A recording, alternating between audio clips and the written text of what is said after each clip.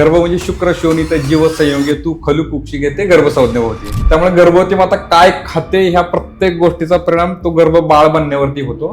गर्भधारणेपूर्वी जोडप्यांनी म्हणजे दोघांनी पण काय काळजी घेतली पाहिजे? स्ट्रेस हा खूप मेजर आणि मोठा फॅक्टर आहे, ज्याच्यामध्ये इन्फर्टिलिटीचं प्रमाण वाढत चाललंय, ज्याच्यामुळे प्रेग्नन्सी जर्नीमध्ये कॉम्प्लिकेशन वाढत आहेत आणि ज्याच्यामुळे बाळामध्ये पण अपंगत्व येत आहे. की जगाच्या पाठीवरती वंध्यत्वामध्ये स्त्रियांचा फक्त 30% रोल आहे.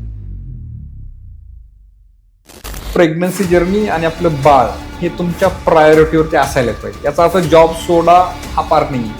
बाळाची ब्रेन डेव्हलपमेंट फक्त गर्भावस्थेतच होते का?